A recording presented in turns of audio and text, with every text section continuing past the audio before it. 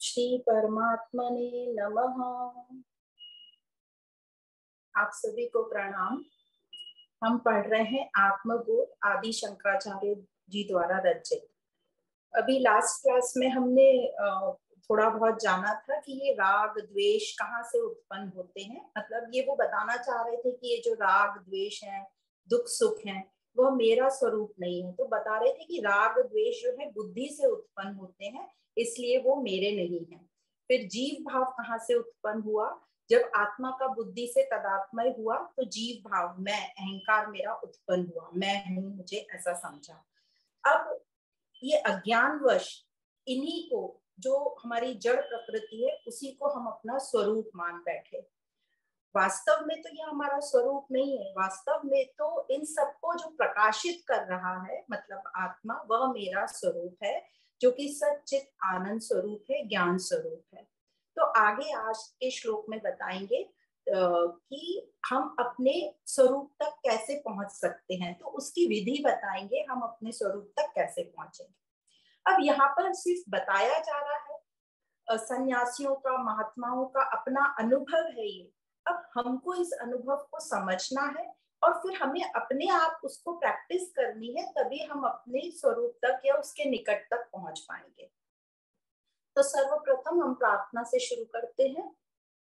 प्रातः स्मरामि हृदि संस्फुरत् आत्मतत्त्वम् सच्चित् सुखं परमहंस गतिं तुर्यम् यत् स्वप्न जागृत सुषुप्तम् अवेति नित्यं तत् ब्रह्म निष्कलमहं न च भूत संग्रह।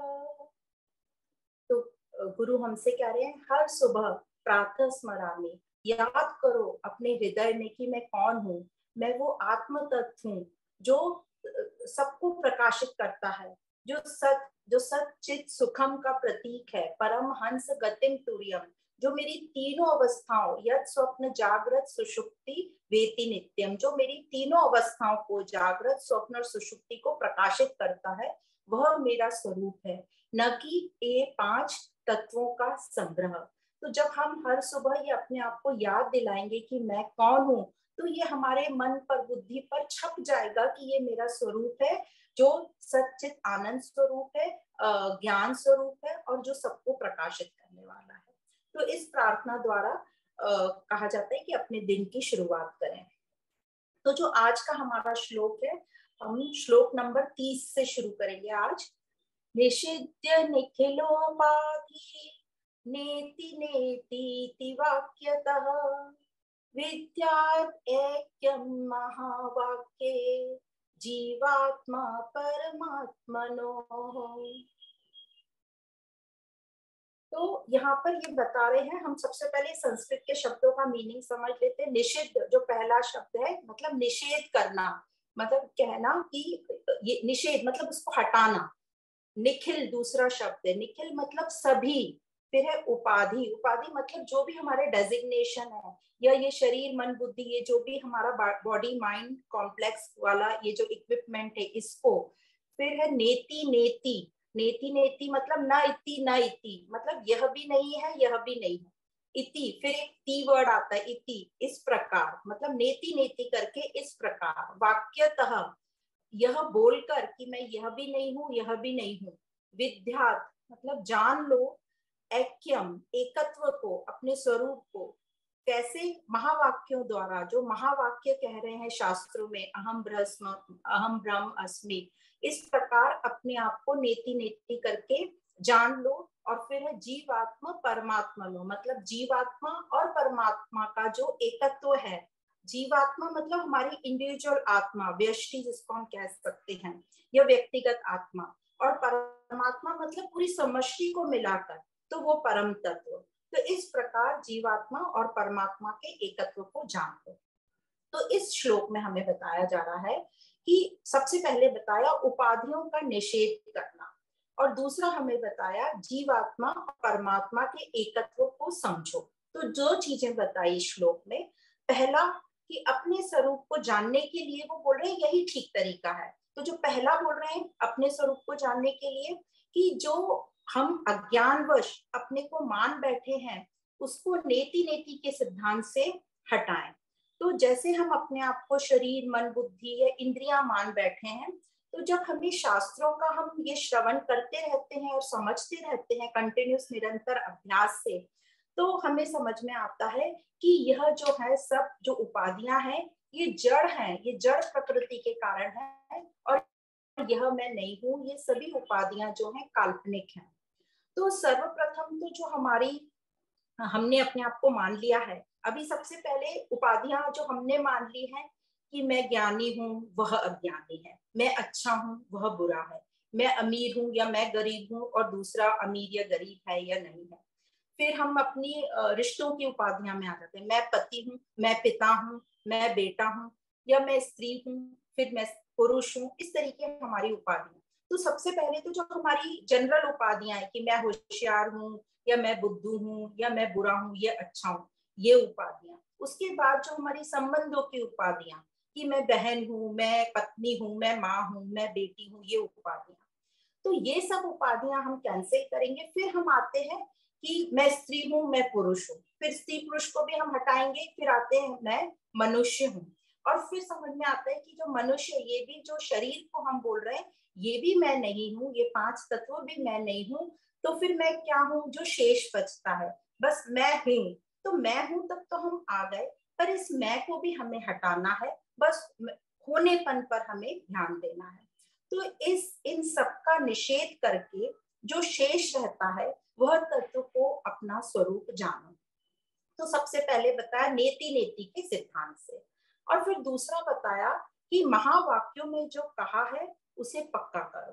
तो अभी तक हमने उपनिषद में पढ़ लिए चारों महावाक्य, मेन जो 4 महावाक्य हैं जो चारों वेदों के हैं। जैसे ऋग्वेद का ऐत्रेय उपनिषद में हमने पढ़ा प्रज्ञा नाम ब्रह्म, मतलब ब्रह्म ही चैतन्य है।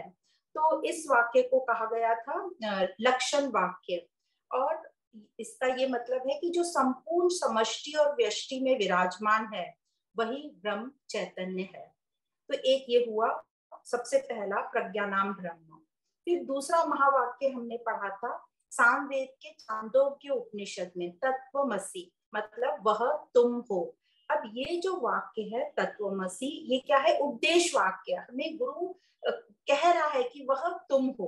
तो इसको हमें ध्यान में रखना है बार बार कि वह तुम हो, इसको हम कैसे सच कर सकते हैं। फिर अथर्ववेद में हमने मांडुक्य उपनिषद में पढ़ा था अयम आत्मा ब्रह्म, मतलब मैं आत्मा ही ब्रह्म हूँ, और यही हमें याद रखना है। और इस वाक्य को कहा था अभ्यास वाक्य, मतलब इसी का हमें अभ्यास करना है। इसको कहते हैं स्टेटमेंट ऑफ प्रैक्टिस। तो जब हम बार बार इसको याद रखेंगे तभी ये हमें पक्का होगा। और चौथा महावाक्य जो था यजुर्वेद के बृहदारण्यक उपनिषद में हमने पढ़ा था अहम ब्रह्म अस्मि। अहम ब्रह्म अस्मि मतलब मैं ही ब्रह्म हूँ, और इसको बोलते हैं अनुभव वाक्य। तो मैं ही ब्रह्म हूँ का जब हम अनुभव करेंगे कि इसके अलावा मैं और कुछ नहीं हूँ, मैं ही ब्रह्म हूँ, तो हमें एकत्व का अनुभव होगा, और इसलिए इस वाक्य को अनुभव वाक्य कहा जाता है, स्टेटमेंट ऑफ एक्सपीरियंस। तो इस प्रकार इस श्लोक में, श्लोक नंबर 30 में हमें 2 बातें बताई गई कि नेति नेति के सिद्धांत से अपनी सभी उपाधियों को निषेध करो, और महावाक्य में जो कहा गया है उसके एकत्व को, जीवात्मा और परमात्मा के एकत्व को समझो। तो आगे के जो श्लोक हैं, श्लोक नंबर 31, 32 और 33, इसमें ये निषेध की प्रक्रिया कि अब हम इसको कैसे मिथ्या करेंगे इन उपाधियों को, ये बताई है।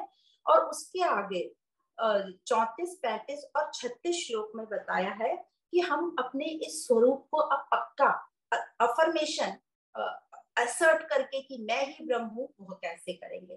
तो हम आगे पढ़ते हैं श्लोक नंबर 31।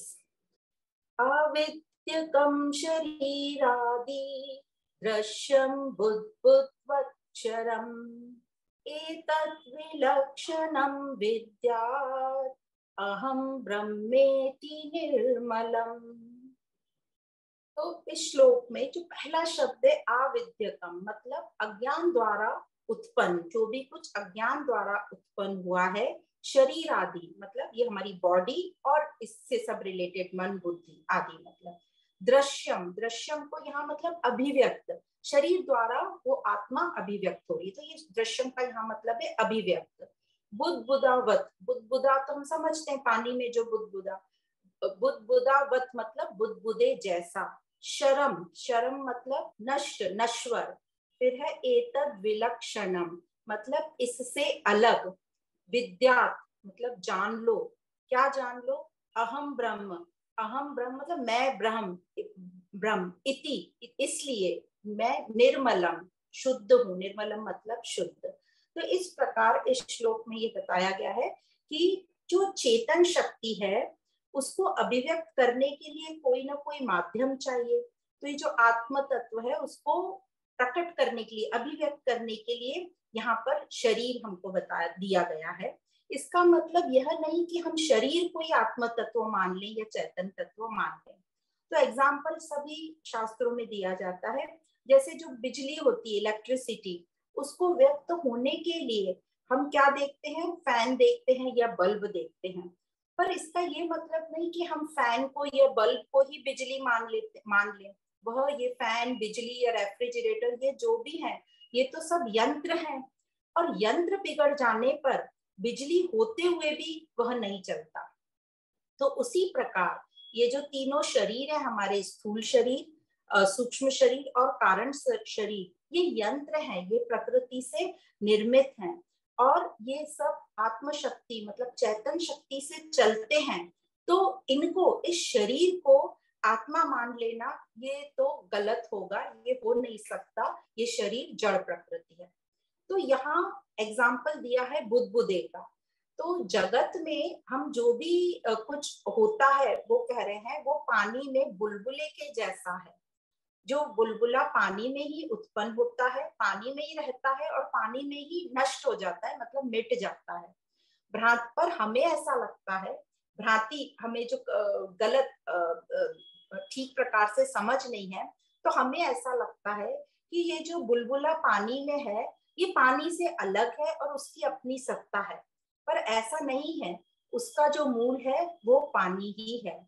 तो इसी प्रकार अविद्या के कारण भ्रांतिवश हमको भी ऐसा लगता है कि ये जो नश्वर शरीर है, मन बुद्धि, हम इसी को सत मान लेते हैं और हमें ऐसा लगता है इसकी अलग सत्ता है। पर ऐसा नहीं है, इन सब का भी मूल तत्व ब्रह्म है। जैसे बुलबुले का मूल तत्व पानी है, उसी प्रकार हम सबका मूल तत्व ब्रह्म है। अब इन जो हमें जो दिखाई पड़ता है इन आंखों से, तो ये हमारी भौतिक आंखें हैं, तो इनसे हमें भिन्नता दिखाई देती है।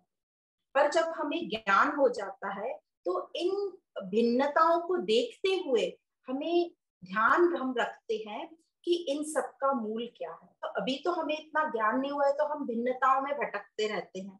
पर जब अब हमें प्रैक्टिस करनी है, इस बात का हमें ध्यान रखना है कि इन सब का मूल क्या है जिस पर ये सब अध्यस्त है।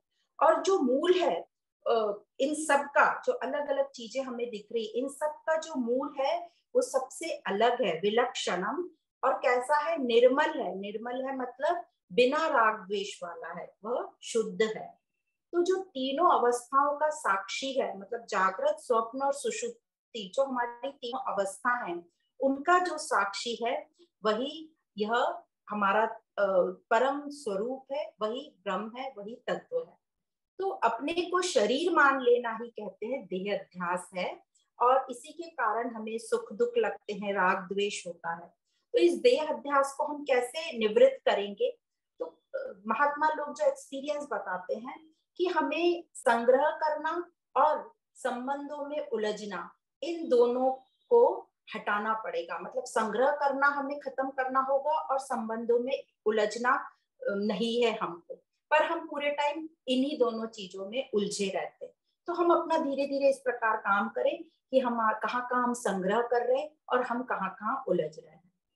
तो ये हो गया हमारा देह भाव की निवृत्ति। तो जैसे हम पहले भी पढ़ते आ रहे हैं कि कर्म और उपासना से हमारा देह भाव निवृत्त होगा। और फिर दूसरा होता है जीव भाव। जीव भाव मतलब कि ये मेरे किस्मत में लिखा है, ये भोग मेरी किस्मत में लिखा है, मुझे अहंकार होता है। ये सब जो जीव भाव है इसकी निवृत्ति होती है बार बार इन शास्त्रों का श्रवण करने से। तो श्रवण कर तो हम रहे हैं, पर हमें चिंतन मनन करके उसको अपने आप को करेक्ट करना है, जो भी हमारा गलत जो हमारी धारणाएं हो गई है। तो बार बार अभ्यास करने से ही ये पक्का होगा कि मैं ब्रह्म हूँ। अब जो मैं देह नहीं हूं तो उसके विकार भी मेरे नहीं है, इसी को आगे के श्लोक में बताया गया है। श्लोक नंबर 32। देहान्यवान्न मे जन्म जरा कार्शलयादयः शब्दादि विषये संगो निरिंद्रियतया न च। तो जो पहला शब्द है देहान्यवान, तो देह से अन्य, उसका मतलब है देह से अन्य। फिर है न में, मतलब मैं नहीं, क्या नहीं मैं, तो दूसरा शब्द आता है जन्म जरा कार्श लयादय। जन्म मतलब बर्थ हमारा, जरा मतलब हमारा बुढ़ापा या ओल्ड एज, कार्श मतलब हमारे शरीर में मानसिक या जो हमारे शरीर के रोग हैं वो फिजिकल या मेंटल हमारी डिजीजेस, लयादया मतलब मृत्यु। तो यह सब मैं नहीं हूँ।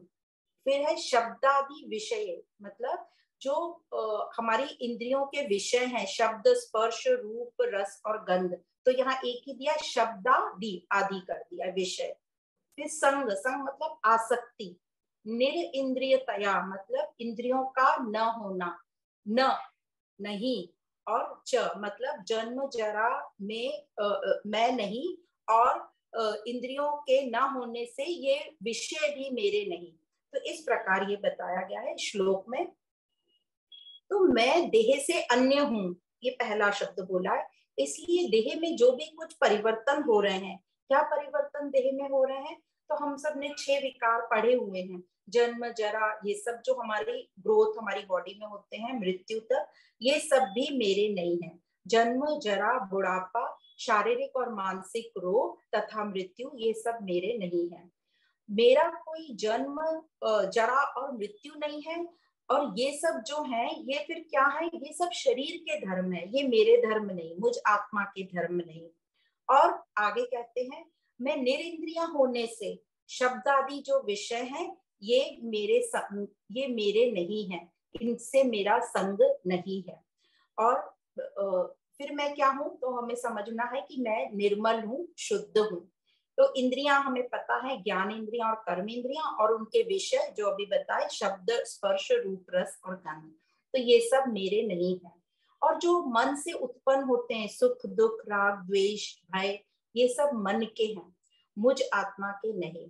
पर अज्ञानवश अभी हमें समझ नहीं है, तो हम इसी को पकड़कर बैठ जाते हैं कि ये सब मेरे, मेरा सुख मेरा दुख, मुझे तो इतना दुख हो रहा है। हम बोलते हैं ना सामने वाले को, समझोगे नहीं आप, मुझे कितना दुख हो रहा है। तो इस प्रकार हम ही इन सब जड़ चीजों को पकड़ कर बैठे हैं, और इसका इलाज क्या है, हमने पकड़ा है तो हमें ही छोड़ना होगा। तो इस उपलक्ष्य में एक हम दृष्टांत जो पहले भी हम सुन चुके हैं, एक छोटी सी स्टोरी आती है कि एक प्रख्यात ट्रेनर था, ध्यान योग जो सिखाते थे, प्रख्यात ध्यान योगी था, और वो दावा करता था कि यदि उसकी ध्यान विधि से जो भी 10 दिन तक फॉलो करेगा उसकी ध्यान विधि, उसको 100% गारंटी है कि वह चिंता मुक्त हो जाएगा, वो स्ट्रेस फ्री हो जाएगा। तो उसके बड़े बड़े विज्ञापन लगे हुए, सब जगह एडवर्टीजमेंट आ रहा है सोशल मीडिया में। तो अब ये आजकल सभी कोई चिंता मुक्त होना चाहते हैं। तो यह सुनकर देखकर एक नामी उद्योगपति थे जिनको बहुत ही स्ट्रेस हो रहा था, तो वो उनके पास पहुंचे और उन्होंने इस ट्रेनर से, जो ध्यान विधि सिखाने वाले हैं, उनसे डील अपनी साइन करी, और उन्होंने वो 10 दिन का कोर्स लिया। अब इन 10 दिनों में ये जो प्रख्यात जो ट्रेनर थे ध्यान योगी, इन्होंने ठीक प्रकार से अपना ध्यान योग बताया और कहा कि इसको 10 दिन तक और आगे भी फॉलो करते रहोगे तो पक्का आप चिंता मुक्त हो जाओगे। उसने 10 दिन तक उनको सिखाया, सब कुछ किया। पर 10 दिन बाद ये जो उद्योगपति थे, उनको बिल्कुल भी ऐसा नहीं लगा कि मेरा स्ट्रेस खत्म हुआ, उनको बिल्कुल ऐसा महसूस नहीं हुआ कि वो चिंता मुक्त हुए। तो उन्हें बड़ी नाराजी आई, बहुत क्रोधित हुए, और उन्होंने उस पर केस कर दिया ये ध्यान योगी पे कि यह तो फ्रॉड है, और उसको जेल करवा दी। जब ये जो ध्यान योगी थे उनकी जो बेटी थी वो बहुत ही होशियार थी। जब उसको ये पता चला कि मेरे पिताजी पे ये केस हुआ है और उनको जेल हो गई है, तो जिस दिन कोर्ट की तारीख थी, सुनवाई थी, उस दिन वह उनकी जो बेटी थी ध्यान योगी की, वो भी वहां पहुंच गई। अब जब जज फैसला सुनाने जा रहे थे, तब इनकी बेटी ने वहां पर एक खंबा था, पिलर था, उसको पकड़ लिया और जोर जोर से चिल्लाने लगी, मुझे छुड़ाओ, मुझे छुड़ाओ। तो जब वो जोर चुप्पी नहीं हो रही थी और कंटिन्यूस चिल्ला रही थी, मुझे छुड़ाओ, मुझे छुड़ाओ, तो जो जज साहब थे उन्होंने देखा कि ये तो खुद ही खंबे को पकड़ी है और चिल्ला रही है। तो उन्होंने कहा, अरे बेटा, तुम ही तो पकड़ी हो उस खंबे को, चलो छोड़ो इस खंबे को। तो वो बेटी बोलती है कि यही तो मैं आपको बताना चाह रही हूँ कि चिंता मुक्त होने के लिए हमको छोड़ना पड़ेगा। जो चिंता मुक्त होना चाहता है उसको ये सब चीजें छोड़नी पड़ेगी। कोई और तो हमें सिर्फ विधि बता सकता है, अपना अनुभव बता सकता है, पर उसका कार्य हमें करना पड़ेगा।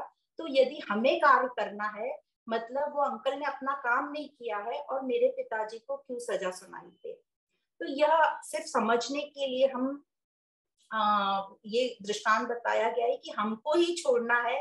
कोई विधि, कोई भी प्रॉमिस करे, यदि हम उस पर अभ्यास नहीं करें और हम उसे समझे नहीं, तो वो पॉसिबल ही नहीं है। और यही बात आगे बताई है नेक्स्ट श्लोक में, श्लोक नंबर 33। अमन्न स्वान्न में दुख राग द्वेष भयादयः अप्राणो ह्यं नः शुभ्र इत्यादि श्रुति शासनात्। तो यहाँ कह रहे पहला शब्द है अमनस्वान्न, अमनस्वात मतलब मन का न होना। फिर है नमे मतलब मेरा नहीं है। फिर है दुख, दुख मतलब सैडनेस, ग्रीफ। फिर है राग द्वेष भयादय, राग द्वेष मतलब इच्छा, द्वेष मतलब डिजायर और हेट्रेड, भयादय मतलब फियर, जो हमें डर लगा भय लगा रहता है वो। फिर है अप्राणो मतलब बिना प्राण। फिर है यमनहा मतलब अमनहा बिना मन। फिर है शुभ्र, शुभ्र मतलब शुद्ध। इत्यादि मतलब और भी, शुभ्र इत्यादि मतलब शुद्ध और भी इसके गुण है, इत्यादि। श्रुति शासना, ऐसा शास्त्र कहते हैं। तो इस प्रकार इस श्लोक का जो संधि विच्छेद करें तो इस प्रकार है। अब हम समझें तो यह ये कहना चाह रहे हैं, मन न होने के कारण यह मेरे लिए, मतलब जो दुख सुख है सब मन के रोग हैं, तो मन न होने के कारण मुझ में न दुख है, न इच्छा है, न द्वेष है, न भय है। शास्त्र यह भी कहते हैं कि मैं आत्मा अप्राण, यमुना और शुभ्र हूँ। अप्राण मतलब ये मुंडक उपनिषद से ये सेंटेंस लिया गया है, मतलब अप्राण, मैं प्राण भी नहीं हूँ। तो ये जो भूख प्यास हमें लगते हैं, ये प्राणों के धर्म है, और जो मन के हैं वो राग द्वेष है। तो मैं क्या हूँ? मैं हूँ शुद्ध, जिस शुद्ध मतलब वासना रहित, राग द्वेष रहित। मैं पांचों कोशों, पंच कोश जो है उनसे अलग हूँ। तो इस प्रकार इस श्लोक में मंडूक उपनिषद की लाइन है, जहां हमने मंडूक उपनिषद में एक बार पढ़ा था एक एग्जाम्पल, कि एक पेड़ पर दो पंछी हैं, एक है जीवात्मा और एक है परमात्मा। तो इस शरीर रूपी वृक्ष में दोनों है, जीवात्मा भी है और परमात्मा भी बैठा है। तो जो जीवात्मा रूपी पक्षी है वो भोग मतलब फल खाता है, और जो परमात्मा रूपी पक्षी है वो सिर्फ दृष्टा है। तो जो ये जीवात्मा रूपी पक्षी है, जब वो भोगों से ऊपर उठ जाएगा, तब वो इस पेड़ पर एक ही पक्षी रह जाएगा, परमात्मा रूपी, जो कि स्वतंत्र है, आजाद है और आनंद रूपी है। तो जिसे आत्मज्ञान हो गया है, वे इस शरीर को, पंच कोशों को अपना स्वरूप नहीं मानते। और जिन्हें ज्ञान नहीं हुआ है, जैसे हम सब जिसमें आ गए कि अभी चल रहे हैं, गिर रहे हैं, उठ रहे हैं, हम इसको, अपना शरीर को ही अपना धर्म मान लेते हैं और भोगों में लगे रहते हैं। पर जो ज्ञानी है वो इन सब से प्रभावित नहीं होता। तो और उपनिषदों में भी जो लास्ट वर्ड है श्रुति शासना, मतलब सभी उपनिषदों में भी यही कहा गया है कि ये जो ये पांच तत्वों से मैं अलग हूँ, ये पंच कोशों से मैं अलग हूँ, मैं ये नहीं हूँ। तो ये तो बात हो गई हमारी शास्त्रों की, जो इन्होंने बताया है महात्माओं ने अपने अनुभव। पर प्रैक्टिकली हम इसको कैसे करेंगे? प्रैक्टिकली हम कैसे मान ले कि मतलब कैसे हम रहें, समझ ले कि मैं ब्रह्म हूं, मैं ये जड़ प्रकृति नहीं हूँ। तो जो समझ में बात ये आती है कि प्रैक्टिकली हम जो है कहते रहते हैं कि एक्सपेक्टेशंस मत रखो, आसक्ति मत रखो, अटैचमेंट मत रखो, कह तो देते हैं, पर जब तक हम ये उपाधियों में रहेंगे तब तक हमें एक्सपेक्टेशन भी रहेंगी और यह आसक्ति भी रहेगी। तो हमें याद रखना है बार बार कि ये जो उपाधियां हैं इन्हें हम ये रियल नहीं है। ये उपाधियां सिर्फ हमें व्यवहार करने के लिए दी गई हैं ताकि ये संसार सिस्टमेटिक रूप से चलता रहे और अपना कर्तव्य पालन करने के लिए। और रियल तो मैं उपाधि मुक्त हूँ। तो हमें बार बार समझना है कि रियल अभी के लिए हम अपनी प्रेजेंट अवस्था समझे तो अभी रियल हम मनुष्य तक ही पहुंचे तो बहुत है। अभी हम अपनी बाकी उपाधियां छोड़ेंगे, जैसे कि मैं ज्ञानी हूँ, मैं अच्छा हूँ, मैं होशियार हूँ, इन सबको हम हटाएंगे। फिर धीरे धीरे जब हमने ये उपाधियां छोड़ दी तो भी हमने बाकी भी रिश्तों की भी उपाधियां हम छोड़े कि मैं स्त्री पत्नी ये सब नहीं, मैं एक मनुष्य हूँ। फिर भी हमारे में अहंकार रहता है, और अहंकार क्या रहता है, नाम का, ज्ञान का, फिर भी कहीं ना कहीं रहता है। पर जैसे जैसे हम चिंतन करते जाएंगे, क्योंकि अभी तक हमें थोड़ा बहुत ये पक्का हो गया कि ये जो शरीर है ये जल जाता है, ये 5 तत्वों का है, 5 तत्व 5 तत्व में लीन हो जाते हैं, तो ये मैं नहीं हो सकती। तो ये तक तो हमने समझ लिया, फिर भी हमें वो नाम शोहरत अहंकार रहता है। तो जब हम इन शास्त्रों का श्रवण करके चिंतन करते जाएंगे तब हमें धीरे धीरे हम अपनी ये बाकी की उपाधियों को भी निषेध कर पाएंगे। और फिर हमें समझ में आता है, कभी कभी थोड़ा सा समझ में आता है कि हम ये उपाधियां नहीं, ये मनुष्य भी हम नहीं है, हम तो एक इन सब से अलग ब्रह्म स्वरूप या तत्व समझ लो, या हम एक एनर्जी है। तो एक्सपेक्टेशन और आसक्ति हमारी तभी खत्म होगी जब हम उपाधियों का निषेध करेंगे, समझेंगे कि ये सब उपाधियां मैं नहीं हूँ। और हमको क्या लगता है कि ये सब उपाधियां सिर्फ मुझे मिली हैं, और हम बहुत ही उसमें सुख या दुख में इन्वॉल्व हो जाते हैं। तो हमें ये समझना है कि सभी पूरे संसार में सभीयों को ये उपाधियां और ये रोल मिले हैं। सब अपना अपना रोल अलग अलग प्रकार से कर रहे हैं, सबका स्वभाव अलग अलग है, पर अल्टीमेटली सबका जो बेस है, सबका जो तत्व है वो एक ही है और वो सेम तत्व है। तो जब हमें ज्ञान से, श्रवण मनन चिंतन से यहाँ तक बात आएगी तब हमारे में स्वीकार भाव आएगा। तो स्वीकार भाव मतलब जो जैसा है उसको हम स्वीकार कर लेंगे, और हमें तब समझेगा कि जैसा मैं हूं वैसे ही सब हैं। हाँ, रूप रंग आकृति शेप साइज सबका अलग अलग हो सकता है, पर है हम सब एक ही। तो इस प्रकार हमारे एक्सपेक्टेशन खत्म होते हैं, आसक्ति खत्म होती है, और हमारे में स्वीकार भाव होता है। तो सब अपनी अपनी तरफ अपने अपने तरीके लगाओ, और इस गाइडलाइन से अपनी उपाधियां, जो भी आप उपाधियों में ज्यादा फंसे हो उन उपाधियों से पीछे हटो, एक स्टेप पीछे हटो, और समझो कि मैं ये बिना उपाधि मैं कौन हूँ, मैं ये बिना उपाधि कौन हूँ, बार बार समझो। और टेम्पररी हम अपनी उपाधियों को हटा हटा के अपने को समझने की कोशिश करेंगे। अब आगे के श्लोक में इसी परम तत्व का जो हमारा स्वरूप है उसका स्वभाव बताया है। अब परम तत्व जो है, परम जो सत्य है, उनके लिए शब्द तो है ही नहीं, उनके लिए कोई शब्द हो भी नहीं सकते, ना ही हम उनको शब्दों में बांध सकते हैं, पर शब्दों के द्वारा ही भौतिक भाषा में ही उसको समझाया जाता है। तो यही आगे के श्लोक में बताया है कि हमारा जो स्वरूप है उसका स्वभाव क्या है। तो आगे का श्लोक है श्लोक नंबर 34। निर्गुणो निष्क्रियो नित्यो निर्विकल्पो निरंजनः निर्विकारो निराकारो नित्यमुक्तोऽस्मि निर्मलः।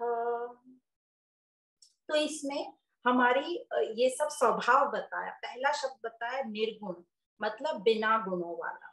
निष्क्रिय मतलब क्रिया का ना होना, उसमें कोई एक्शन नहीं है। फिर नित्य मतलब हमेशा, इटर्नल। फिर है निर्विकल्प, निर्विकल्प मतलब कोई संदेह ना रहना, फिर मतलब विदाउट एनी डाउट। फिर निरंजना मतलब बिना अशुद्धि के, प्योर, वासना का ना होना। फिर निर्विकार, निर्विकार मतलब संकल्प विकल्प रहित या अपरिवर्तनशील, जिसको कह सकते चेंजलेस। फिर है निराकार, निराकार मतलब आकार का ना होना, फॉर्मलेस। फिर है नित्य मुक्त मतलब स्वतंत्र, एवर फ्री। अस्मि मैं हूं, निर्मल मतलब शुद्ध। तो इस प्रकार ये आत्मा का स्वभाव बताया गया है। और ये सभी जो आत्मा के स्वभाव है हमारा स्वरूप है, और जिसे ज्ञान हो जाता है वही ये सब स्वभाव को अभिव्यक्त कर पाता है। फिर वह अपने को शरीर नहीं मानता। निर्गुण, सबसे पहला है निर्गुण। निर्गुण मतलब जो सतोगुण, रजोगुण, तमोगुण है वो प्रकृति के हैं, और यहाँ पर जो निर्गुण है वो इन तीनों गुणों से ऊपर उठ गया है। और वो कह रहा है, ज्ञानी जिसको ये अनुभव हो गया है वो कह रहा है यह मेरे नहीं है, मैं निर्गुण हूँ। फिर है निष्क्रिय। निष्क्रिय मतलब जो क्रियावान नहीं, जो कुछ एक्शन नहीं कर रहा। तो जो प्रकृति के गुण में प्राण शक्ति के कारण ही ये सब जो है क्रियाएं चलती रहती हैं, पर आत्मा में कोई क्रिया नहीं है, और मैं आत्मस्वरूप होने से मैं निष्क्रिय हूं। फिर आत्मा होने से मेरा जन्म नहीं है और मरण नहीं है, न ही मेरा क्षय है, मैं नित्य हूं, और आत्मा के समान दूसरा कोई नहीं, इसलिए मैं निर्विकल्प हूँ। दूसरा कोई है ही नहीं, वो एक ही है, इसलिए निर्विकल्प हूँ। फिर मैं दोष रहित हूँ, क्योंकि जो दोष है वो प्रकृति से उत्पन्न होते हैं, जो कि अज्ञान के कारण है, पर जो आत्मा है वो तो ज्ञान स्वरूप है, इसलिए मैं आत्मा निरंजन, बिना दोष वाली, दोष रहित हूँ। फिर है मैं निर्विकार हूँ। अब ये विकार कहाँ से उत्पन्न होते हैं? जो बोला संकल्प विकल्प, तो संकल्प विकल्प विकार हैं, और ये विकार मन में आते हैं, जो, और मन प्रकृति का हिस्सा है। तो ये मैं मन नहीं हूँ, और इसलिए मैं निर्विकारी हूँ। पर मुझ आत्मा में विचार है ही नहीं, क्योंकि मन नहीं है, तो कर्तापन भी नहीं है, भोक्तापन भी नहीं है, और इसलिए बोला गया है कि मैं निर्विकारी हूँ, अपरिवर्तनशील हूँ। फिर मैं निराकार हूँ, मतलब आत्मा का कोई आकार नहीं है। अब आकार भी प्रकृति के तत्वों का और विषयों का होता है, प्रकृति से ही निर्मित होता है आकार, तो मैं निराकार हूँ। और ये जो आत्मा है ये किसी में फंसती नहीं है, ये बंधन रहित है, इसलिए नित्य मुक्त है। आत्मा निर्मल है, मतलब किसी भी वासना, अशुद्धि मतलब राग, द्वेष, इच्छा से ये प्रभावित नहीं होती, इसलिए ये सदा निर्मल है। तो जो ज्ञानी होते हैं महात्मा, उनको जब इस आत्म तत्व का अनुभव हो जाता है तो वह इन गुणों को अभिव्यक्त करते हैं, और वो तभी कह पाते हैं निर्गुणो निष्क्रियो नित्यो। तो आगे के श्लोक में इन्हीं गुणों को एग्जाम्पल देकर और ठीक से बताया गया है। तो आगे का श्लोक है श्लोक नंबर 35। अहम आकाशवत् सर्वं बहिरन्तर्गतोच्युतः सदा सर्वसमासिद्धो निसंगो निर्मलो अचलः। तो पहला शब्द है अहम, मतलब मैं, आकाशवत मतलब आकाश की तरह, सर्वम मतलब सब कुछ, बहिर अंतर मतलब बाहर और अंदर, गतः मतलब जाना, अच्युत मतलब स्थिति पर टिके रहना, अपनी स्थिति से गिरना नहीं। जैसे भगवत गीता में हमने श्री कृष्ण का एक नाम पढ़ा था अच्युत, मतलब जो अपनी स्थिति पे टिका रहता है, स्टेबल रहता है। सदा मतलब हमेशा, सर्वसम मतलब सब में बराबर से, सिद्ध मतलब भरपूर, परिपूर्ण, कंटेंटेड, फुलफिल्ड, निसंग मतलब लिप्त ना होना, अनअटैच्ड, निर्मल मतलब मल का न होना, अचल मतलब स्थिर, इधर उधर नहीं भटकना। तो यहाँ आत्मा को आकाश से कंपेयर किया है। तो हम देखते हैं कि जो हमारा स्वरूप है, परम तत्व है, उसके जैसा तो कोई है नहीं, हो सकता भी नहीं, पर जो उसके थोड़ा भी निकट है उसको एग्जाम्पल देकर हमें बताया जाता है, क्योंकि हमें कोई ना कोई चीज तो चाहिए जिससे हम उसको कंपेयर कर सकें, नहीं तो हमारी जो बुद्धि है उसमें आएगा नहीं। तो आकाश तत्व में कुछ समानता बताई गई है, और कहा गया है कि जिस प्रकार आकाश सभी और समान रूप से व्याप्त है, मतलब सभी के अंदर और बाहर। उसी प्रकार जो आत्मा है सभी और एक समान रूप से व्याप्त है। फिर है अच्युत, मतलब अपनी स्थिति से वो दिखती नहीं है आत्मा। और आकाश में जो भी कुछ घटित हो रहा है, सब कुछ जो भी कुछ घटित हो रहा है उससे आकाश प्रभावित नहीं होता, तो मतलब असंग रहता है। तो उसी प्रकार आत्मा भी सर्वव्याप्त परिपूर्ण, मतलब सर्व जगह सेम तरीके से व्याप्त है और असंग रहकर अपने स्वरूप में स्थित है, अच्युत है। उसमें कोई परिवर्तन नहीं होता, वह शुद्ध है और निर्मल है और अचल बताया, अचल है मतलब इधर उधर नहीं जाती। क्यों नहीं जाती इधर उधर? क्योंकि सब और लबालब भरी हुई है, पूरी तरह भरपूर है, इसलिए कोई दूसरी जगह ही नहीं है जाने के लिए। तो इसलिए कहा गया है अचल, मतलब all pervading, everywhere, all the time, हर वक्त सब जगह परिपूर्ण है। तो यदि हमें साधना करनी है, यदि हमें किसी को कॉपी करना है कि हम उसके जैसा बने, तो हमें किससे कॉपी करना है? हमने आकाश से कॉपी करना है कि जिस तरह जो आकाश है किसी से लिप्त नहीं होता, उस प्रकार किसी से प्रभावित नहीं होता, उसी प्रकार हम भी बने कि हम भी किसी चीज से लिप्त ना हो, किसी से प्रभावित नहीं हो, मतलब अनासक्त बने हम आकाश की तरह। तो इस प्रकार इस श्लोक में आकाश का एग्जाम्पल देके आत्म तत्व को बताया गया है। अब आगे के श्लोक में ब्रह्म और आत्मा के एकत्व को बताया गया है और ये बताते हैं कि जो ब्रह्म है वो जड़ और चेतन दोनों को प्रकाशित करता है और मैं भी वही ब्रह्म हूँ, ये हमें पक्का कराया जाएगा। तो आगे का जो श्लोक है वो श्लोक नंबर 36, नित्य शुद्ध विमुक्तेकम अखंडानंदम अद्वयम् सत्यम ज्ञानम अनंतम यत् परम ब्रह्मामि तत्। तो पहला शब्द है नित्य, मतलब हमेशा, शुद्ध मतलब जिसमें अशुद्धि नहीं है, विमुक्त जो पूरी तरह मुक्त है, फुल्ली लिबरेटेड, एकम मतलब एक, अखंडानंदम मतलब अखंड आनंद, जो आनंद खंडित नहीं हो रहा, अद्वयम मतलब दूसरा नहीं, दो नहीं, सत्यम मतलब सत्य, ज्ञानम मतलब जो नॉलेज हम समझते, ज्ञान स्वरूप हमारा, अनंतम जिसका कोई अंत नहीं है, इनफाइनाइट, यत मतलब जो, परम परम ब्रह्म मतलब परम तत्व, अहमेव मैं ही, तत् वह। तो इस प्रकार बताया जा रहा है कि कैसे ब्रह्म और जीवात्मा की एकत्व को बताया जा रहा है, जो नित्य शुद्ध विमुक्त है, जो एक ही है, जो अखंड आनंद जिसके जैसा दूसरा नहीं है। तो अखंड आनंद मतलब अभी हम तो खंडित आनंद में रहते हैं ना, हमें कभी आनंद होता है कभी नहीं होता, ये अखंड आनंद है जिसमें जिसका जो खंडित, जो टुकड़े टुकड़े में नहीं आता, जो एवर रहता है। तो वह सत्य ज्ञान स्वरूप अनंत है, जिसका ना आदि है ना अंत है, वही परम तत्व ब्रह्म मैं ही हूँ। यही परम तत्व पर ब्रह्म मेरी आत्मा है और इसलिए मैं भी वही ब्रह्म हूँ। तो ये जो बोल रहे ये आत्मज्ञानियों का अनुभव वाक्य है, सूत्र कहा जाता है, और यही शास्त्र कहते हैं सत्यम ज्ञानम अनंतम ब्रह्म। तो जो आत्मा का स्वरूप है, जो ब्रह्म से भिन्न नहीं है, वही ब्रह्म मैं हूँ। तो अब यहाँ क्लैरिफाई कर रहे हैं कि ब्रह्म और आत्मा अलग नहीं है, वही ब्रह्म मैं हूँ और उससे मैं भिन्न नहीं हूँ, क्योंकि मैं आत्मा हूँ और ये आत्मा का ही स्वरूप है। तो इस प्रकार यहाँ अखंड आनंद की बात बताते हुए, सत्यम ज्ञानम अनंतम ब्रह्म की बात बताते हुए बताया कि वह आत्मा ही पर ब्रह्म है और वही मैं हूँ। अब आगे का जो श्लोक है, आज का जो ये आखिरी श्लोक हम पढ़ेंगे, यह श्लोक में निरंतर अभ्यास, निरंतर प्रैक्टिस का इंपॉर्टेंस बताया है।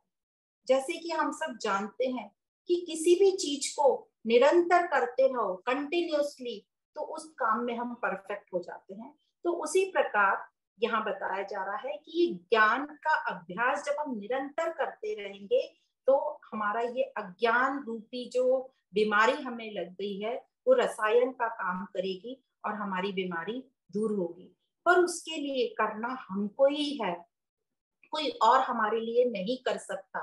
कितना भी हम सुन लें, कितना भी हम क्लासेस अटेंड कर लें, पर यदि हम नहीं करेंगे तो हम आगे नहीं बढ़ेंगे। हमारी ये जो अज्ञान रूपी बीमारी है, इसका इलाज हम नहीं कर पाएंगे, ये हम स्वस्थ हो ही नहीं पाएंगे। तो श्लोक नंबर 37 इस प्रकार है। एवं निरन्तराभ्यस्ता ब्रह्मेवास्मिति वासना हरित्यविद्या विक्षेपान् रोगानिव्रसायनम्। पहला शब्द एवं मतलब इस प्रकार, निरंतर अभ्यासता मतलब नित्य अभ्यास, कांस्टेंट प्रैक्टिस से, ब्रह्मेवास्मि मैं ही हूँ, मैं ही वह ब्रह्म हूँ, यह इति मतलब इस निरंतर इति मतलब से, इस अभ्यास से, वासना मतलब मन में जो पक्का हमारा इंप्रेशन बैठा हुआ है, ये तो समझ लो अज्ञान का जो इंप्रेशन बैठा हुआ है, हरति मतलब वो नाश हो जाएगा, अविद्या विक्षेपान अविद्या के कारण जो विक्षेप है, रोगान की मतलब जैसे रोग मतलब बीमारी, रसायनम मतलब दवा से, तो जैसे रोग दवा से दूर होता है। तो इस श्लोक में बताना चाह रहे हैं गुरु हमको कि निरंतर निरंतर ज्ञान अभ्यास से अज्ञान दूर होता है। और अज्ञान के कारण हम अपने को बंधन में महसूस करते हैं, क्योंकि कई लोग बोलते हैं कि होने दो अज्ञान ना, क्या फर्क पड़ता है। तो ये बता रहे हैं ये अज्ञानता के कारण ही हम अपने आप को बंधन में महसूस करते हैं। और बंधन के कारण क्या होता है, हमें लगता है हमें बंधन है तो हमें फ्रस्ट्रेशन फील होता है, हम परेशान होते रहते हैं, विक्षेपित होते रहते हैं, और हमें बाहर की परिस्थितियों से हम विक्षेपित होते हैं। हालांकि बाहर की परिस्थितियां हमको कुछ दिक्कत नहीं दे रही है, पर हम उससे परेशान हो रहे हैं क्योंकि हम अभी अज्ञान में हैं। पर जब हम निरंतर इस ज्ञान का अभ्यास जो है, इसकी प्रक्रिया में रहेंगे, और तब हमें ये समझ आ जाएगा कि मैं शरीर मन बुद्धि नहीं हूँ, मैं ये सब उपाधियां नहीं हूँ, और अज्ञान द्वारा जो भी मेरा भ्रम था, इमेजिनेशन था, वो सब हमारा भ्रम नष्ट होता है नेति नेति की प्रक्रिया से। और इसके बाद फिर भी एक बार ये तो हमारा हो गया कि हम शरीर नहीं है, उपाधियां नहीं है, नेति नेति की प्रक्रिया से हम यहाँ तक आ गए। पर इसके बाद फिर भी हमारा जब ज्ञान चलता रहेगा तो हमें पक्का होगा हमारी बुद्धि में कि मैं ही ब्रह्म हूँ, और यह सिर्फ निरंतर ध्यान से यह पक्का होगा। तो एग्जाम्पल दिया है, जिस प्रकार रोग होता है तो हमारा स्वास्थ्य बिगड़ जाता है, और रोग का निदान क्या है, दवा, रसायन जिसको यहाँ कहा है। और रसायन मतलब दवा लेते ही हम स्वस्थ हो जाते हैं। पर वो दवा के भी बहुत सारे प्रिकॉशन बताते हैं, कई दवा बताते हैं खाली पेट लेना, कई दवा बोलते हैं खाने के बाद लेना, कई दवा बोलते हैं सोते समय लेना। तो उसी प्रकार इस ज्ञान को हमें ध्यान में रखते हुए ढंग से आगे बढ़ना, इस प्रक्रिया का को यूज करते हुए। तो जिस प्रकार दवा से रोग दूर होता है और हम स्वस्थ होते हैं, उसी प्रकार अज्ञानता के कारण हम अपने स्वरूप से दूर हो गए थे, मतलब हम अस्वस्थ हो गए थे, और अज्ञानता बीमारी है। तो ये अज्ञानता का इलाज क्या है, अज्ञानता की जो दवा है, जो रसायन है, वो ज्ञान है। तो ज्ञान से ये अज्ञान रूपी जो रोग है, ये वासनाएं हैं, वो सब नष्ट हो जाएंगे, और हम अपने स्वरूप को प्राप्त कर लेंगे।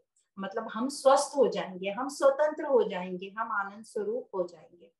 तो इस प्रकार आज जो हमने ये 7 श्लोक पढ़े हैं, पहले श्लोक 30वें नंबर के श्लोक में हमें 2 तरीके बताए। पहला अपने स्वरूप तक पहुंचने का, पहला बताया नेति नेति सभी उपाधियों का निषेध करना है, और दूसरा बताया महावाक्यों में जो कहा है, जैसे अहम ब्रह्मास्मि, तत्वमसि, मैं ही ब्रह्म हूँ, उसे हमें पक्का करना है, बार बार श्रवण करके, नित्य अभ्यास करके।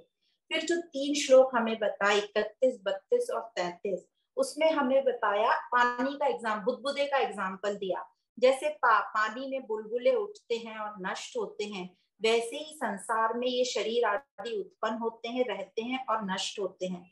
पर मैं क्या हूँ, जैसे बुदबुदा का जो तत्व है वो पानी है, हमें ऐसा लगता है बुदबुदे की अलग सत्ता है और वो अलग है, वैसे ही हमें शरीर का लगता है संसार में हम अलग हैं, शरीर है और शरीर की सत्ता है, पर ऐसा नहीं है। उसका तत्व, जैसे बुदबुदे का तत्व जल है, वैसे ही इस पूरे संसार का तत्व जो है वो है ब्रह्म। मैं ब्रह्म हूँ, ये हमें पक्का होता है। मैं देह से, इसी में आगे बताते हैं, मैं देह से अलग हूँ, मतलब देह के ये जो सब धर्म है, जन्म मृत्यु जरा, ये सब मैं नहीं हूँ। मैं इंद्रियों से अलग हूँ, मैं मन नहीं हूँ। मैं मन नहीं हूँ तो मैं सुख दुखी भी नहीं हूँ। मैं प्राण नहीं हूँ तो भूख प्यास भी मेरे धर्म नहीं है। ये राग द्वेष भूख प्यास भय आदि ये सब शरीर के धर्म है। तो इस प्रकार बताया कि मैं शरीर नहीं हूँ, इंद्रियां नहीं हूँ, प्राण नहीं हूँ। फिर आगे 34, 35 और 36 श्लोक में बताया हमारे स्वरूप का स्वभाव, कि मैं निर्गुण हूँ, निष्क्रिय हूँ, नित्य हूँ, निराकार हूँ, नित्य मुक्त निर्मल हूँ। और मैं फिर एग्जाम्पल से समझाया, मैं आकाश की तरह हूँ। जैसे आकाश सर्वव्याप्त है, वैसे ये ब्रह्म तत्व भी, आत्मा तत्व सर्वव्याप्त है, सब और सेम सेम प्रकार से व्याप्त है। और आकाश में कुछ भी चीज, सारी प्रक्रियाएं होती हैं, पर आकाश उसमें लिप्त नहीं होता, प्रभावित नहीं होता। उसी प्रकार यह जो आत्म स्वरूप है ये असंग है, ये भी लिप्त नहीं होता और असंग रहता है, न शुद्ध है, निर्मल है।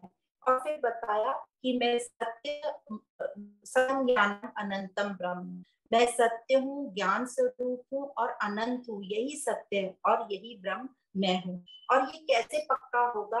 निरंतर अभ्यास से, ज्ञान ही इसकी दवा है। तो इस प्रकार हमको मतलब आज के जो सेशन में दो बातें बताई गई। तो सबसे पहले हमको अपनी उपाधि मुक्त, वो मिरर सामने आता है, बच्चे के रूप में मिरर आता है, पति के रूप में मिरर आता है, या संबंधियों के रूप में, तो मैं वो उपाधि धारण कर लेती हूँ। उसके अलावा भी मेरी अपनी कल्पनाएं भी बहुत हैं कि मैं ज्ञानी हूँ, मैं होशियार हूँ, मैं अमीर हूँ, या इस सब की उपाधियां जो हैं ये हमने अपने अंदर पक्की करके रखी हैं। हमें लॉजिक लगा के और अपनी ये जो मान्यताएं हैं इनको तोड़ना है और इससे आना है। मान्यताओं को तोड़ना ही हमारी उन्नति है और प्रगति है।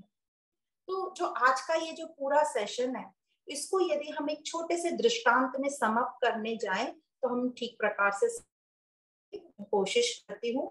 ये दृष्टांत की कहानियों की पुस्तक से।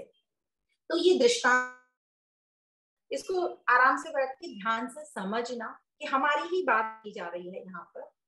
तो कहते हैं एक समय की बात है कि एक बड़े बलवान राजा थे। उनके यहाँ कई सन्यासी महात्मा आते रहते थे और वो आमंत्रित भी करते रहते थे सब। उन सब, ये राजा का सिर्फ एक ही क्वेश्चन रहता था, एक से, कि हमें कथा वगैरह मत सुनाओ, हमें तो परमात्मा से मिलवा दो या परमात्मा के दर्शन करा दो। कई सन्यासी आए और गए, पर कोई भी उनको परमात्मा के दर्शन नहीं करा पाया। और ये राजा को भी बड़ा अहंकार, कि और राजा को पक्का था कि ऐसा कोई कर ही नहीं सकता, मुझे परमात्मा के दर्शन कोई करा ही नहीं सकता। और इस प्रकार प्रश्न पूछ पूछ कर वो अपने वर्चस्व को और पक्का करते और अहंकार को बनाए रखते। अब यह जो राजा का जो अहंकार था ये ज्यादा दिन टिक नहीं पाया। कैसे? उनके राज्य में कुछ सन्यासियों की टोली आई और फिर से राजा को उन्होंने कथा करना शुरू करी, ज्ञान देना शुरू किया। तो राजा ने उन सबको रोक दिया कि भाई मुझे ज्ञान मत सुनाओ, मुझे कथा मत सुनाओ, आप तुम मुझे मेरे एक प्रश्न का जवाब दो। और राजा बोला कि आप में से मुझे क्या कोई परमात्मा से मिलवा सकता है, परमात्मा का दर्शन करा सकता है? तो उनमें से एक सन्यासी बड़ा ही होशियार और विद्वान था, उसने कहा राजा साहब मैं मिलवा सकता हूँ। और राजा साहब ये जवाब सुनकर हड़बड़ा गए, सोचने लगे कि ये क्या हो गया, क्योंकि उनकी तैयारी नहीं थी कि कोई ऐसा मेरे को बोल सकता है कि मैं मिलवा सकता हूँ। तो जब राजा हड़बड़ा गए और सोचने लगे, तभी सन्यासी बोलने लगा, क्या राजा जी आप तैयार नहीं है क्या मिलने के लिए? तो राजा ने अपना होश संभाला और बोला कि मैं तैयार हूँ, क्योंकि उसको अपनी ऐसे इंसल्ट कैसे स्वीकार होती। उसने कहा मैं तैयार हूँ। पर क्यों राजा ने इतनी देर लगाई? पहली बात तो वो उनको उनकी तैयारी नहीं थी कि कोई ऐसा बोले कि मैं परमात्मा से मिला सकता हूँ। और दूसरा, मन में ये भी प्रश्न होता है कि सही में परमात्मा मेरे सामने आ गए तो क्या मैं उनसे नजरें मिलाने के काबिल रहूंगा, क्योंकि वो तो परमात्मा है, वो तो मेरे अंदर एकदम अच्छे से झांक लेंगे और मेरी सभी बुराइयों को पकड़ लेंगे। तो एक भय भी रहता है। पर राजा ने अपना होश संभाला और कहा मैं तैयार हूँ। तो सन्यासी ने कहा तो ठीक है, एक कागज पर अपना नाम और पता लिख दीजिए ताकि मैं परमात्मा के दरबार में पेश कर दूं कि कौन है जिससे परमात्मा को मिलना है। तो राजा ने कहा सही बात है, मेरे भी दरबार में जो आता है तो पहले मैं उससे उनका इंट्रोडक्शन मांगता हूँ कि कौन है, फिर ही कि मिलने लायक है कि नहीं फिर बुलाता हूँ। तो राजा ने एक कागज पर अपना इंट्रोडक्शन लिखा। तो राजा ने लिखा कि और उस सन्यासी को दे दिया। उस सन्यासी ने जैसे ही वो कागज पढ़ा तो उस पे लिखा था, जैसे राजा ने, मैं फला फला राजा हूँ, मैं बड़ा ही पराक्रमी हूँ, दिग्विजय राजा हूँ, दूर दूर तक मेरी ख्याति है और यह सब जो फलाने फलाने राज्य मेरे हैं, मैं अथाह धन संपत्ति और बल का मालिक हूँ। तो सन्यासी ने ये सब पढ़ा और कहा कि ये क्या लिखा है आपने बकवास, ये सब तुम्हारा परिचय नहीं है। तो राजा ने कहा ये सब मेरा ही परिचय है, आप राज दरबार में पूछ लीजिए, नगर में पूछ लीजिए, मेरा यही परिचय है। तो सन्यासी ने कहा ये परिचय तुम्हारा रियल असली परिचय नहीं है। तो राजा ने कहा यही है मेरा रियल परिचय। तो सन्यासी ने कहा कि ये रियल कैसे हो सकता है, आप बताइए, यदि तुम पराक्रमी नहीं हो तो तुम हो क्या। तो राजा ने कहा कि हाँ, पराक्रमी हो या ना हो मैं तो रहूंगा। तो सन्यासी ने कहा यदि आप धनी नहीं हो, बलवान नहीं हो तो आप होगे क्या। तो राजा ने कहा भले ही धनी नहीं हूँ, बलवान नहीं हो, पर मैं तो रहूंगा। तो सन्यासी ने पूछा कि ये सब राज्य यदि आपके नहीं है तो आप क्या हो। तो राजा ने कहा अरे तो मैं तो रहूंगा। तो सन्यासी ने कहा तो इसका मतलब ये जो आपने पेपर पे लिख के दिया है ये सब आपका रियल परिचय नहीं है। तो ये जो आप कह रहे हो मैं तो रहूंगा, आप इस मैं का परिचय दीजिए। तो राजा बोला कि हाँ मैं समझ गया कि ये सब मेरा रियल परिचय नहीं है, मैं इन सब से अन्य हूँ, अलग हूँ, पर मैं कौन हूँ ये मुझे अभी नहीं समझा। तो सन्यासी ने कहा कि तो जाओ पता करो कि मैं कौन हूँ, और जब पता चल जाएगा कि तुम कौन हो फिर परमात्मा से मिलने आना। तो दृष्टांत तो यहाँ समाप्त होता है, पर ओशो कहते हैं कि एक बार जब आप अपने को जान लोगे तो परमात्मा के पास या दर्शन करने की आपको जरूरत ही नहीं पड़ेगी, क्योंकि आप ही खुद को जान लिया तो आप ही खुदा हो, आप ही परमात्मा हो। और जिसने अपने अंदर को जान लिया उसने सबको भी जान लिया, और उसे, जिसने खुद को जान लिया उसे खुदा को जानने की जरूरत नहीं, क्योंकि वही खुदा है और उसने सब कुछ जान लिया। तो ओशो कहते हैं अपने को जानो, बस यही है खुदा को जानना। तो इस दृष्टांत से हमें ये समझ में आता है, हम दर दर भटकते हैं और बहुत कहानी किस्से सुनाते भी रहते हैं लोगों को और सुनते भी रहते हैं, हमें परमात्मा के दर्शन हुए, हमें सपने में देवी का स्वरूप आया, हमने उसको इस प्रकार देखा, ये सब हमारी कल्पनाएं हैं। अपने को जानो, जब हम अपने को जान लेंगे तो हमारे ये जो शब्द मुंह से निकल रहे हैं ये आपको आप बंद हो जाएंगे, क्योंकि बोलने को कुछ रह ही नहीं जाएगा, किससे बोलें, क्योंकि सब वही परमात्मा है। तो आप सभी को बहुत बहुत धन्यवाद।